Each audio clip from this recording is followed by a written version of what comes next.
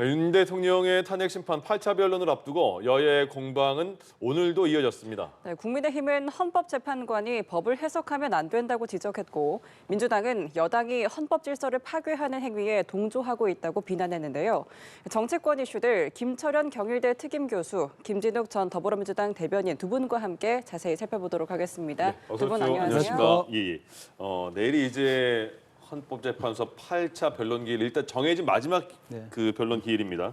그래서 국민의힘 원내 지도부가 헌재를 항의 방문했거든요. 오늘 이유가 그겁니다. 윤 대통령 탄핵 심판이 불공정하다. 결론을 서두르지 말라. 4월 18일이 두 분의 재판관 분들이 퇴임을 하니까 그 전에 맞추는 거 아니냐. 서두르지 말라. 그리고 검찰 신문조서가 증거로 채택이 됐는데 헌재에서 그것도 비판을 했습니다. 민주당은 물론 여기에 대해서도 비판을 했고요. 어떻게 보십니까? 일단은 헌법재판소에서 굉장히 속도전으로 하고 있는 건 맞거든요. 예. 사실상 그 어제까지 7차 변론이 이루어졌는데 이틀 간격으로 이루어지고 있습니다. 이틀 간격. 이틀 간격이면 어제하고 내일 한다는 건데 그럼 오늘 하루 그 다음 날의 변론을 또 준비해야 된다는 거거든요. 네. 실질적으로 윤석열 대통령이 아마 충분한 방어권이 보장되지 못하고 있다. 이런 부분을 느끼는 것 같고요. 두 번째, 최근에 3차 변론 때부터 증인 신문이 이루어졌는데 증인에 대한 신문이 1시간 30분입니다. 짧다. 너무 짧죠. 예. 왜냐하면 주신문, 반대신문 포함해서 30분에 추가로 15분을 주는데 3차 변론에 나온 김용현 전 장관 같은 경우에는 이번 계엄에서 핵심적인 인물이잖아요. 예. 왜냐하면 대통령이 국무회의를 통해서 어쨌든 그다음에 계엄을 선포하고 한 과정에 있어서 전체적인 계엄의 판을 짜고 군을 실질적으로 국회 투입하고 그다음에 어떤 국회에서의 어떤 이루어진 상황에 대해서는 김 전 장관이 가장 잘 아는데 30분 플러스 15분, 45분만 그걸 다 할 수 없는 거잖아요. 거기다가 4차나 5차 변론 때도 보면 하루에 3명의 증인이 한꺼번에 몰리는 경우도 있거든요. 예. 그렇다면 충분하지 않은데 그런 부분에 있어서 너무 속도전으로 가고 있다. 이런 부분을 계속적으로 지적하고 있는 부분이고요. 예. 또 하나는 보면 아마 증인 신문 과정에서 보면은 증인들이 검찰에 가서 했던 내용하고 헌법재판소에서 나와서 증언하는 내용이 완전히 달라졌거든요. 그러게요. 곽정근 전 특수전 사령관 같은 경우에는 그동안 국민들께서는 대통령이 지시해서 국회의원을 끌어내라고 한 줄 알았더니 헌법재판소에 나와서는 국회의원이라는 용어는 없었고 인원이라고 했거든요. 달라졌잖아요. 그러면 검찰 조사에 대한 증거 능력은 이제는 부인이 돼야 되거든요. 그런데도 불구하고 헌법재판소에서는 처음에 그냥 곽정근 전 특수전 사령관이 헌법재판소에 나와서 얘기했던 증언과는 다른 그 검찰 조서를 증거 능력으로 쓰겠다는 거거든요. 예. 그건 말이 안 되죠. 그러면서 하는 얘기가 헌법재판관들의 평의를 거쳤다는 거거든요. 평의. 그러니까 서로 간에 얘기를 했더니 그렇게 합의했다는 거고 예. 2016년 박근혜 대통령 탄핵 사건 때도 그렇게 했다는 거거든요. 하지만 그런 평이나 어떤 과거의 판례가 새로운 신법이 만들어졌는데 2020년에 형사소송법이 개정되면서 검찰에서 신문 조서가 본인이 부인하게 되면 실질적으로 증거 능력이 없다고 했는데도 불구하고 예. 그것을 굳이 헌법재판소에서 지금 와서 새롭게 만들어진 그 신법의 효력을 부인하고 과거에 2016년 박근혜 대통령 탄핵 때의 사례를 판례로 들고 예. 그리고 본인들의 어떤 평의 결과를 그 법령보다 앞세운다는 것은 굉장히 잘못된 행위다. 그래서 아마 그런 부분에 있어서는 헌법재판소가 계속적으로 어떤 재판관들의 어떤 정치적 평양성 논란뿐만 아니라 어떤 심판 과정에 있어서도 공정하지 못하다는 그런 논란은 피해 나갈 수 없지 않을까 이렇게 보입니다. 예. 결론을 너무 서둘러서 내리는 것 같다. 그다음에 검찰 신문조서 증거 채택에 대한 비판이었습니다. 어제 권성동 원내대표께서 국회 교섭단체 대표연설을 통해서 12.3 비상계엄에 대해서 다시 한번 사과를 했습니다. 예. 그런데 오늘 이렇게 헌법재판소를 항의 방문하는 모습을 보고 어제의 사과가 악어의 눈물이 아니냐 이런 비판이 지금 나오고 있는 상황입니다. 지금 헌법재판소는 이 대한민국의 법치주의를 지키는 최후의 보루 같은 존재 아닙니까? 그런 헌법재판소를 항의 방문해서 윤석열 대통령을 지키기 위한 모습만 보여주고 있는 국민의힘, 과연 집권당의 모습인가? 물론 윤석열 대통령을 지키기 위해서라면 어쩔 수 없는 측면이 있겠지만 윤석열 대통령이 받고 있는 혐의, 국헌을 문란한 그런 내란의 혐의를 받고 있는 상황인데 이 부분을 지키겠다고 지금 이렇게 항의 방문을 가는 것은 현재 헌법재판소에 대한 노골적인 압박이다 이렇게 비판의 말씀을 드리지 않을 수 없고요. 예. 방금 여러 가지 말씀을 주셨는데 헌법재판소가 지금 윤석열 대통령에 대한 이 탄핵 심리를 매우 졸속적으로 하고 있다라는 비판은 그것은 어디까지나 국민의힘과 윤석열 대통령 측의 비판일 뿐이지 모든 국민들이 그렇게 생각하고 있는 건 아닙니다. 지금 헌법재판소가 가져야 할 그런 그 자세는 뭡니까? 윤석열 대통령의 비상계엄을 통해서 또 그 이후에 윤석열 대통령이 국회에서 탄핵소추가 되었다면 지금의 헌정 질서가 사실상 중단되어 있다라고 보여지고 이 헌정 질서, 중단된 헌정 질서를 빠르게 다시 회복시키는 것을 가장 첫 번째 우선순위로 해야 된다라고 한다면 예. 헌법재판소에서 이 탄핵 심리를 빠르게 진행시키는 것은 불가피한 것이고 지금 불공정이라는 측면을 자꾸 말씀하시고 방어권 보장이 제대로 안 된다고 하시는데 지금 방어권의 보장에 관련돼서는 충분하게 얘기할 수 있는 시간과 또 방법을 제시하고 있고 그리고 마지막으로 아까 그 김 교수님께서 그런 말씀 주셨어요. 지금 과거에는 통용이 됐을지 모르겠지만 윤석열 대통령을 지금 나와 그 윤석열 대통령 측의 증인으로 나오고 있는 이진우 수방사령관이나 아니면 김영현 전 국방부 장관이나 여인영 방첩사령관 같은 경우에 본인들이 수사기관에서 받았던 이 피의자 신문 조서를 여기에 법정에 와가지고 부인했다면 그 부분에 대한 증거 능력은 없는 것이다라고 지금 주장을 하고 있습니다만 사실상 이분들이 개인적으로 수사기관에서 적법한 절차에 의해서 조서를 작성을 했다면 이 부분에 대해서도 볼 필요가 있는데 지금 이 부분 하나만 가지고 증거를 채택한 건 아니에요. 이 부분을 뒷받침할 수 있는 많은 사람들, 참고인들이라든지 다른 지금 피의자들의 신문 조서라든지 객관적인 증거들 이런 것들이 다 포함되어 있는 것들이 헌법재판소에 증거로 채택되어 있기 때문에 예. 이 부분 하나만을 가지고 불공정하다라고 얘기하는 것은 좀 잘못된 부분이다 이런 말씀드립니다. 네, 내일 예정된 8차 변론기일 한 차례 남겨두고 있습니다. 헌재는 아직 변론 종결 여부가 정해지지 않았다고 밝혔는데 어제 한덕수 국무총리 등 증인 신청에 대해서 기각을 했잖아요. 이 부분은 좀 어떻게 보셨어요? 그건 한덕수 전 총리에 대한 증인 기각은 굉장히 잘못된 겁니다. 그리고 아마 8차 변론으로 끝나게 되면 정말 이런 식으로 마무리된다면 정말 졸속 심판이라는 비판을 받을 수밖에 없고요.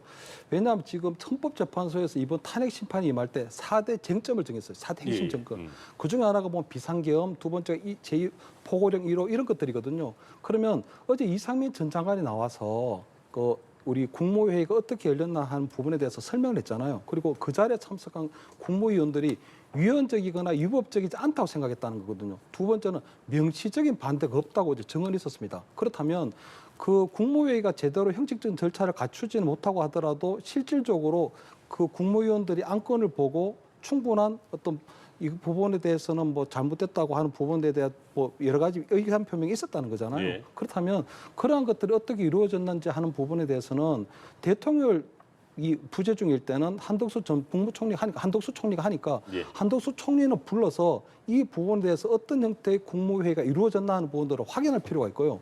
두 번째는 또 하나는 국회를 대체할 비상입법기구에 대한 부분인데 그것은 김영현 전 장관이 작성해서 아마 우리 최상목 대행이 전달했다는 거잖아요. 그런데 그 부분에 대해서 최상목 대행은 비상입법기구에 대해서도 좀 다른 이야기를 하고 있거든요. 그렇다면 실질적으로 국회를 대체할 비상입법기구가 있었는지 여부는 최상목 대행을 또 정인으로 채택해서 한번 이야기 들어볼 필요가 있고요. 예. 또 포고령 1호 부분도 결국은 보면 박한수 육군대장이 육군참모총장이 기엄사령관이었기 때문에 그분이 발표한 거잖아요. 그럼 포고령 1호가 어떤 형식으로 이루어졌고 왜 발표하게 됐는지에 대한 부분들은 설명을 해줘야 이번 대통령 탄핵 심판에 있어서 전체적인 그 틀이 잡힐 텐데 이런 식으로 마무리하게 되고 한덕수 총리에 대한 증인을 기각하는 건 잘못된 거죠. 왜냐하면 저는 이 부분이 속도전으로 진행되면 안 된다는 얘기를 계속 꾸준하게 드리는 게 이 헌법재판소에서의 심판이 단심제거든요. 예. 딱 한 번에 끝나는 겁니다.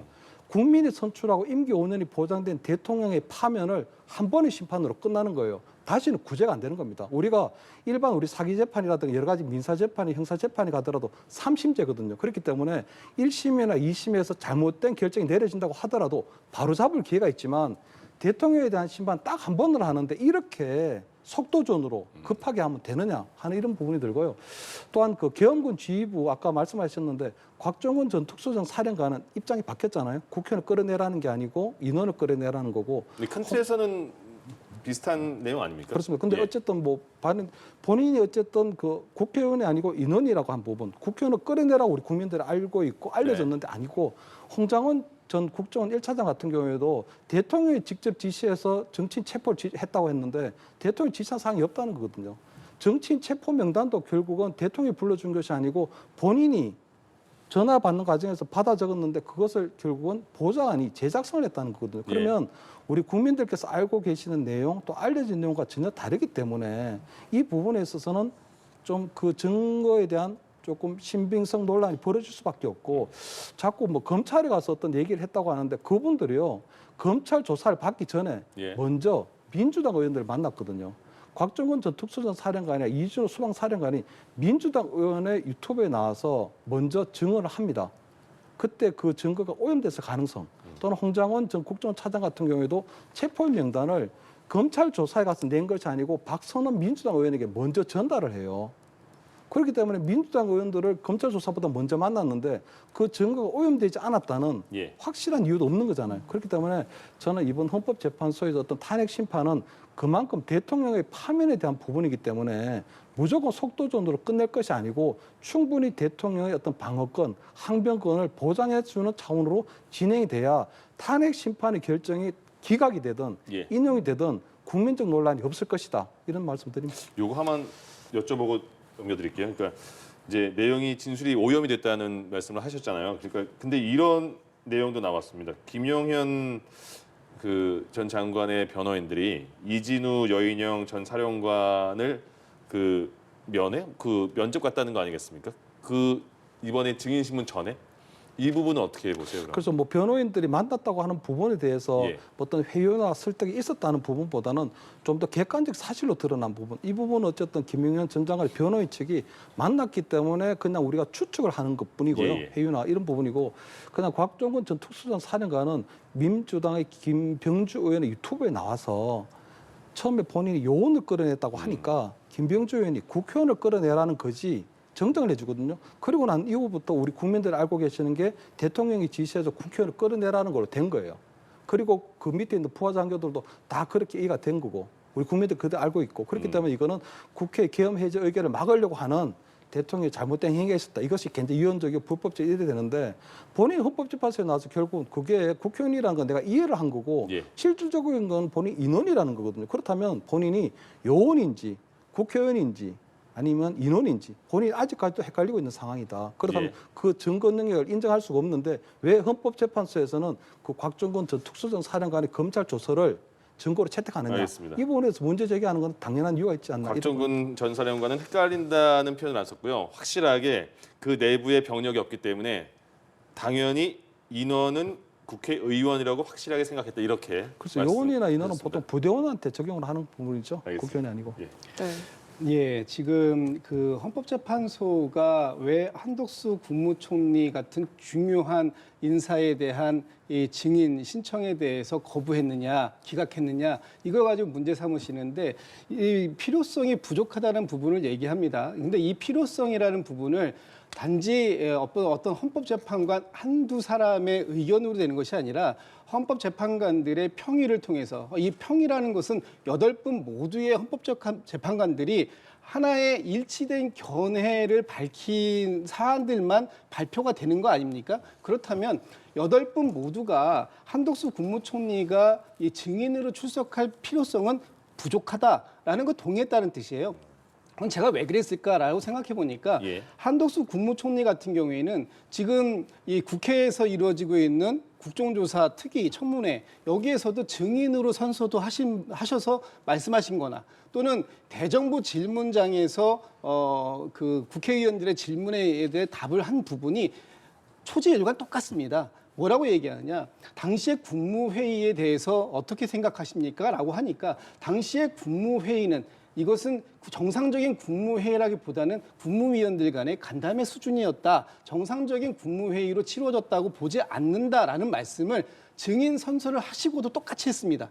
그렇기 때문에 거기에서 한 증인에 대한 어떤 그 증언들이 지금 국회에서 이 그 회의록들이 다 헌법재판소에 증거로 채택이 되어 있거든요. 예. 그렇다면 굳이 똑같은 얘기를 반복해서 들어야 할 이유가 없기 때문에 필요성이 부족하다 이런 부분으로 얘기된 것이고 좀 전에 너무 많은 말씀을 주셔서 제가 다 일일이 반박드리긴 그러니까 일단 홍장원 전 국정원 1차장의 진술이 오염됐다 이러는 게 얘기하는데 홍장원 1차장이 얘기한 14명에서 16명 이것이 단지 홍장원 1차장이 민주당 의원들을 접촉하고 난 이후에 민주당 의원들이 불러준 걸 받아 적은 거냐 그렇다면 그 방첩사령부에서 체포조로 운영되었던 사람들이 거기에서 자기들의 SNS 단톡방을 통해 가지고 나왔던 명단과 이것이 어떻게 일치되는 명단들이 나올 수 있는가? 또 조기호 경찰청장이 받아 적었다라고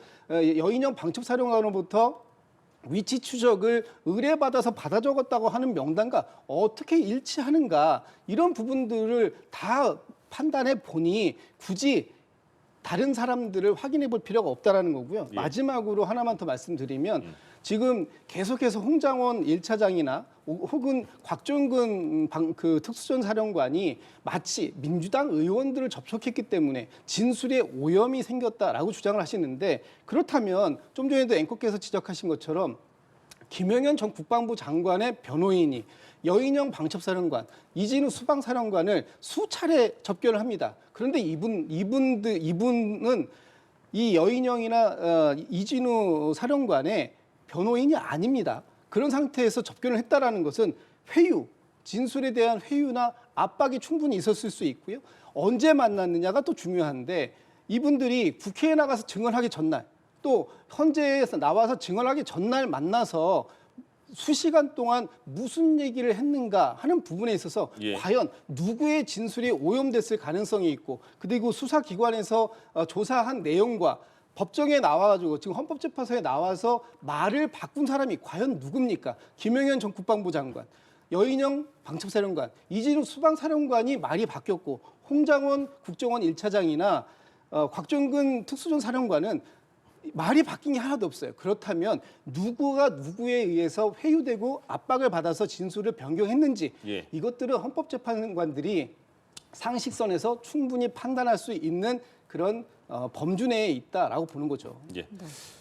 내일이 이제 정해진 마지막 8차 변론 기일이라서 더 이렇게 치열하게 말씀하신 것 같습니다.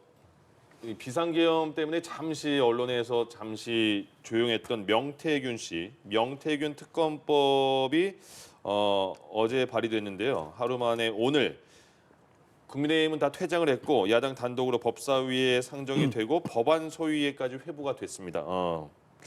일단 그 법을 만들려면 22일간의 뭐 숙려 기간이 필요하다 이러던데 정청래 위원장이 숙려 기간이 안 됐으니까 표결로 하자 그래서 이제 통과가 된 거잖아요. 일단 이 명태균 특검법 통과된 거에 대해서 어떻게 보십니까? 일단은 뭐 이게 벌써 23번째 특검법 발의거든요. 예. 윤석열 정부 들어서 23번째입니다. 그러니까 그동안 보면 발의되고 거부권 행사되고 폐기되고 재발의되고 이런 과정들을 끊임없이 도드립해 왔거든요. 저는 예. 이번 명태균 아마 특검법 발의하는 거 보고 정말 국민적 피로감에 극에 달해진다. 그리고 이건 거의 뭐 특검 노이로제 걸릴 판이거든요. 저는 뭐 그런 이 특검 노이로제 걸릴 만큼 정말 국민 피로감이 높은 또 특검 법안을 또 민주당에서 발의했다는 생각이 들고 예. 두 번째는 저는 하나 묻고 싶은 게요. 만약에 명태균 특검법을 하면 명태균 입이 열릴까요? 아니 특검을 하면 명태균 씨가 그동안 입을 꽉 다물고 있었는데 특별검사를 만나면 명태균 씨가 그러면 술술 불 꺼내는 거죠. 저는 그렇지 않고 오히려 그냥 특별검사나 이런 분들이 명태균 씨한테 애원하고 간청해야 그나마 뭔가를 얘기해 줄 것 같거든요. 예. 그래서 저는 지금의 명태균 씨에 대한 특검이 아니다. 지금 대통령이 탄핵되고 그리고 민주당에서는 대통령 탄핵되고 난 이후에 바로 한덕수 국무총리에 대한 탄핵됐거든요. 지금 우리 헌법재판소에 얼마나 많은 탄핵 안건이 계류되어 있냐면 국무총리, 감사원장, 법무장관, 경찰청장 그리고 이재명 대표를 수사한 검사까지 다 탄핵이 돼 있는 상태거든요. 예. 그렇다면 저는 지금 국회에서 해야 될 일은 이렇게 명태균 특검법을 할 게 아니라는 그 생각이 들거든요. 그러면 명태균 특검법을 안 하는데 명태균에 관련된 그런 의혹은 어떻게 하면 되느냐? 네. 그럼 우리 정청래 법사위원장이 잘하는 거 있잖아요. 국회에서 법사위원회에서 그냥 청문회를 하면 되거든요.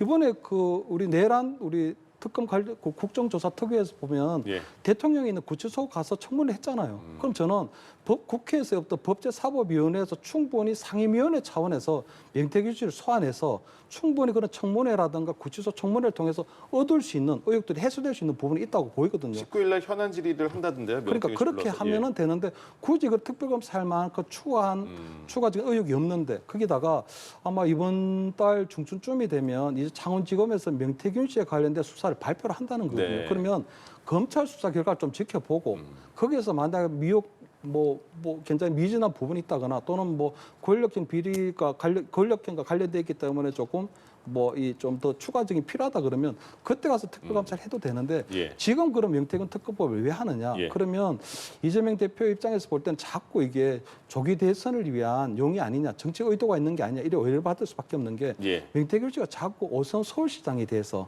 또는 홍준표 시장에 대해서 뭔가 자꾸 얘기를 하거든요. 예. 그 두 번은 분명하게 이번에 대해서 고소를 준비할 만큼 확고한 입장을 보이고 있는데도 불구하고 이번에 자꾸 얘기를 하는데 결국 명태균이라는 특검을 통해서 얻고자 하는 것은 그냥 명태균 씨가 아무 말 대잔치를 하면 예. 민주당에서 거기에 대해서 화답을 하면 되거든요. 그런 게 보면 지난번에도 보면 대북 송금 관련해서도 이화영 전 경기도지사가 검사들이 연어와 소주로 뭐 술자리 회유를 했다. 네. 이렇게 얘기를 하니까 그 다음날 이재명 대표가 뭐라고 했냐면 만약 그것이 사실이라면 국기문란이다 이랬거든요. 근데 나중에 보니까 연어도 없었고 소주도 없었고 아무것도 없었는 거짓말로 뻥으로 드러났잖아요. 그러면 이번에도 명태균 특검을 통해서 또는 명태균 청문회를 통해서 예. 명태균 씨가 아무 말 대잔치를 했는데 아무런 그것 없이 그러면 민주당에서 분명히 그럴 거잖아요. 이것은 국기문란 행위다. 오세훈 서울시장이나 홍준표 시장을 완전 정치적으로 흠집내기 너무 좋거든요. 그래서 그런 나쁜 정치적 의도를 갖고 있는 것이 아니라면 명태균 특검법안은 이제는 국민들 위해서라도 특검 노이로제 걸린 우리 국민들 위해서라도 하지 않는 게 낫다. 오히려 국회에서 정책위 위원장이 잘하는 그런 민주당이 잘하는 국회 법제사법위원회에서 어떤 명태균 청문회 예. 또는 뭐 구치소 청문회 이런 것들로 저는 특검을 가름할 수 있는 충분한 의혹 해소가 된다. 이렇게는 보입니다. 민주당은 명태균 특검법 20일 본회의 통과를 목표로 한다 이렇게 하고 또 19일에 법사위 현안 질의에서 직접 부른다는 거잖아요. 그래서 황금폰에 대해서 입을 열게 하겠다 이런 얘기인 것 같은데 어때서 이 그 상대 쪽에서 비난이 엄청난데요? 특검을 하지 말자. 특검을 거부하는 자가 범인이다. 많이 들어보신 말씀일 겁니다. 이거 예전에 국민의힘에서 말씀하셨던 거 아닙니까? 명태균 씨가 이 명태균 씨의 어떤 대화록이라든지 아니면은 녹취록이라든지 이런 걸 가지고 지난 9월, 10월, 11월까지 2달 이상을 이 전국을 흔들었습니다. 그런데 이게 11월 달 이후에 12.3 비상계엄이 있고 난 이후에 이게 사실상 거의 완전히 멈춰섰다. 지금 창원지검에서 검찰에서 파견되었던 검사 인원도 대폭 줄이고 이 부분에 대해서 유력 정치인들의 이름이 매일같이 튀어나왔습니다만 그 누구 한 명 참고인 조사조차도 받지 않았습니다. 그렇다면 지금 명태균 씨에 대해서 검찰이 완전히 봐주기 수사를 하고 있는 거 아니냐 이런 비판이 있을 수밖에 없는 것이고요. 지난 11월 달에 명태균 씨의 황금폰에서 김건희 여사와 명태균 씨가 나눴던 수많은 SNS 대화록이 본인들 검찰 그 보고서로까지 만들어진 것이 있었는데 그것이 언론에 공개되기 전까지 명태균 씨에 대한 얘기가 단 한 줄도 나오지 않았었습니다. 특히 지금 명태균 씨의 아무 말 대잔치라고 말씀하시는데 명태균 씨의 녹취록이 공개된 것 중엔 심지어는 윤석열 대통령의 육성도 있지 않았습니까? 예. 이런 모든 것들에 대해서 가장 중요한 건 윤석열 대통령 내분의 공천 개입 관련 또 이 그 대선 경선 관련돼서 불법적으로 여론 조작이 있었는지 여부 이런 것들에 대한 수사 이런 것이 반드시 필요하다라는 것이고요. 이걸 지금 이 그 검찰 특검을 하지 말자라고 하는 것은 이 모든 불법적 행위를 그냥 덮어주고 넘어가자 이 얘기밖에 안 되는 거예요. 그리고 명태균 씨가 저 특검에 나오면 아무 말도 안 할 거다. 뭐 할지 안 할지 모르겠습니다만 예. 명태균 씨가 이 특검법을 발의한다고 하니까 본인의 SNS에다가 이렇게 썼어요. 특검법 환영한다. 그리고 반드시 이 국민들께서 정치권의 더럽고 추악한 뒷모습의 진실을 아실 때가 되었다. 이렇게 얘기하고 있다면 명태균 특검 반드시 필요한 거 아닙니까? 네, 알겠습니다. 자, 이런 가운데 여야가 오늘부터 사흘간 2월 임시국회 대정부 질문에 돌입을 했습니다. 오늘은 정치, 외교, 통일, 안보 분야 대정부 질문이 이루어졌는데요.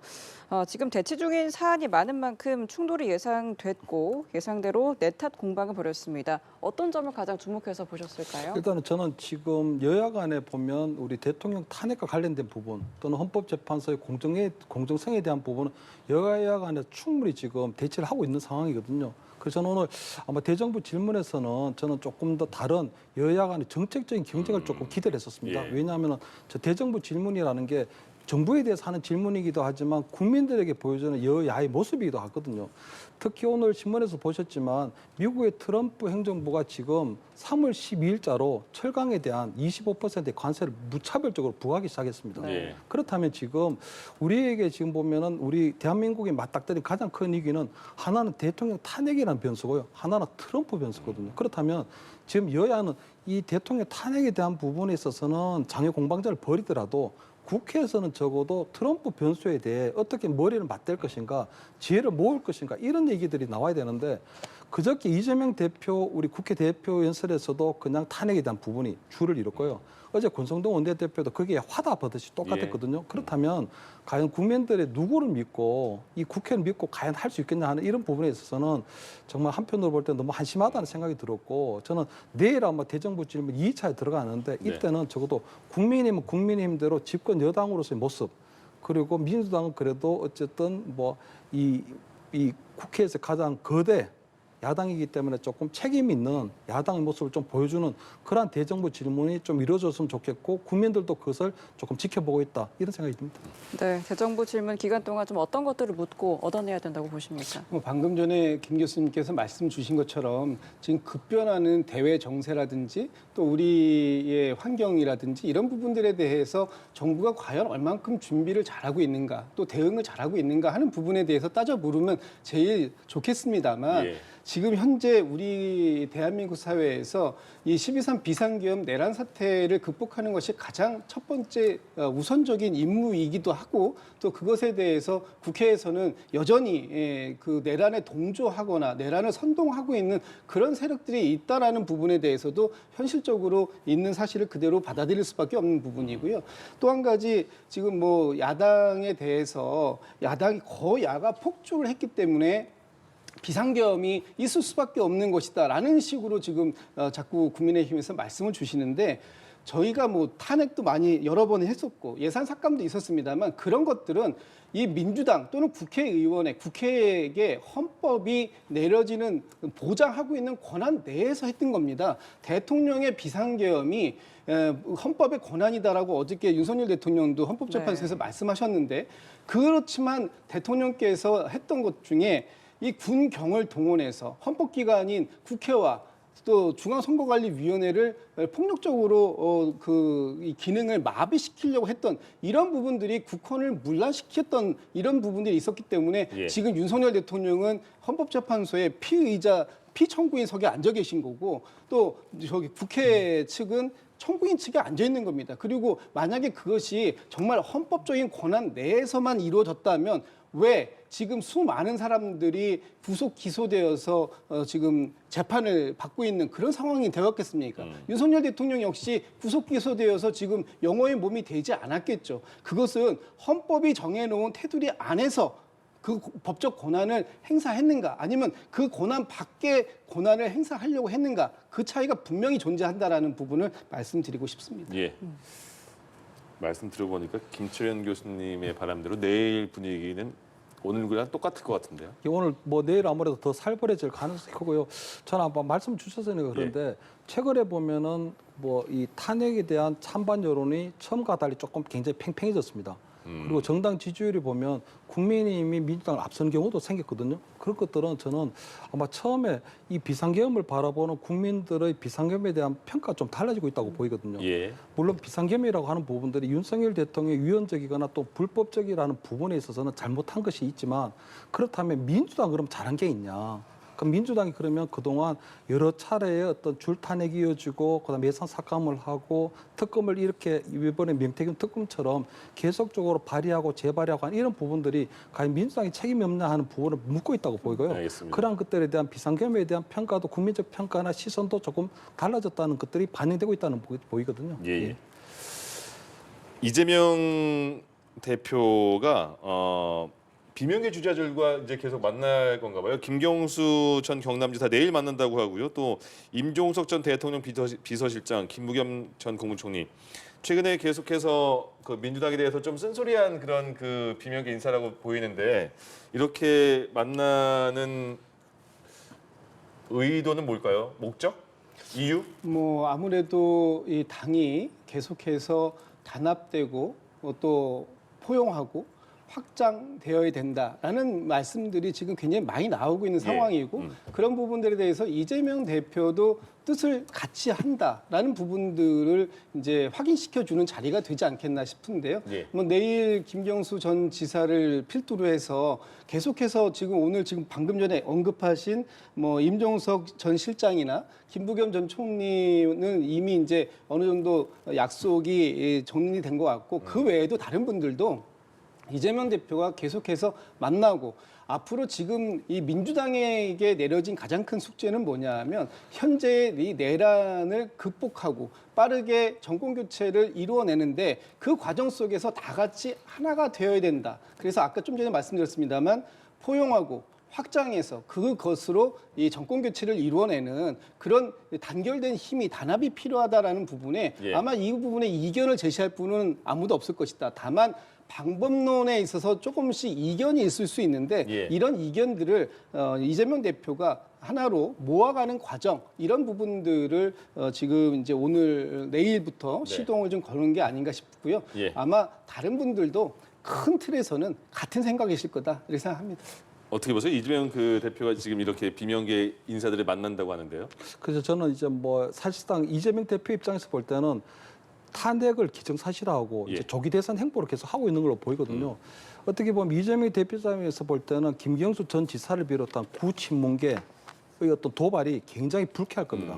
왜냐하면 특히 김경수 전 지사 같은 경우에는 드루킹 댓글 조작 사건으로 해서 실형을 살았고 윤석열 대통령의 은혜를 입어서 사면 복권이 된 처지거든요.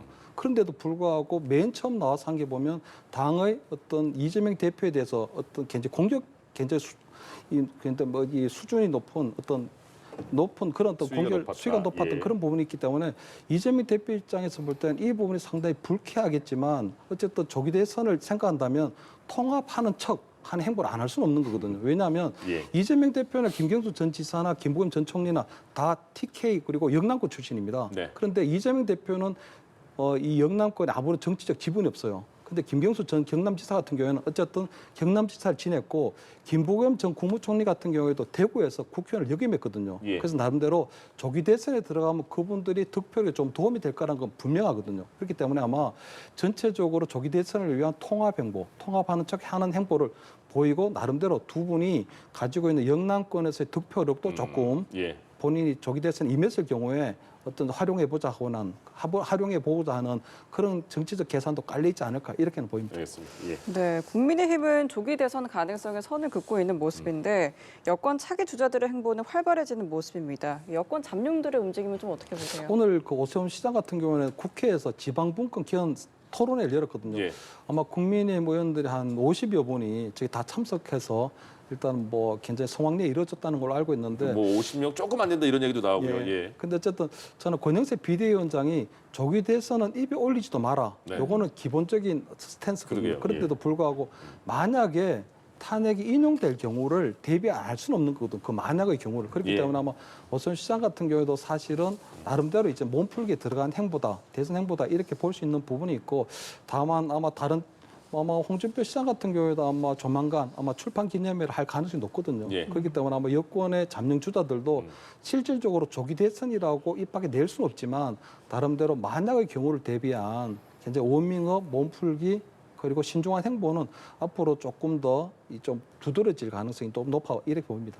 네, 뭐 한동훈 전 대표의 이제 재등판 이런 이야기도 나오고 있잖아요. 뭐 지금 거의 장이 설 것 같은 분위기가 있기 때문에 아마 아무리 누른다고 하더라도 눌러지지 않을 겁니다. 지금 국민의힘에서는 가장 먼저 해야 될 게 이 호부 호형을 허락해야 될 겁니다. 예. 아버지를 아버지라고 부르고 형을 형이라고 부르지 못하게 지금 막고 있는 셈이거든요. 사실상 조기 대선이 굉장히 임박했다라는 걸 다들 피부로 몸으로 느끼고 계시는데 이게 지금 막는다고 해가지고 막아질 것이냐. 오늘 급기야 뭐 오세훈 좀 전에 그 서울시장 말씀 주셨으니까 제가 그분은 빼고 예. 원희룡 전 장관도 오늘 드디어 한마디 이제 거들고 나왔지 않습니까? 네. 또 김문수 전 장관, 아니 지금 김문수 장관도 가만히 있지만 사실상 지지율이 가장 높은 상황이 있고요. 또 홍준표 시장이라든지 아니면은 한동훈 전 대표 같은 경우에도 뭐 내일 그 한동훈 대표를 중심으로 하고 있는 언더 73에서 뭐 첫 영상도 올라가고 뭐 이런다고 해요. 예. 그렇다는 얘기는 이미 사실상 잠룡들이 활발하게 움직임을 시작하고 있는데 그것을 이 지도부가 누른다고 해서 눌러질 건 아닌 것 같고 빠르게 지금 이 조기 대선의 가능성을 인정하고 지금 극우와 굉장히 밀접하게 당이 함께 가고 있는 윤석열 대통령과 함께 가고 있는 이런 모습을 보여주고 있는데 당이 빠르게 이 부분을 정리해내지 않는다면 아마 조기 대선 국면에서 굉장히 어려운 상황을 맞이할 수도 있다 이렇게 예측해 봅니다. 네, 알겠습니다. 여기까지 정치권 이슈들 김철현 경일대 특임교수, 김진욱 전 민주당 대변인 두 분과 함께 이야기 나눠봤습니다. 오늘 말씀 고맙습니다. 고맙습니다. 감사합니다.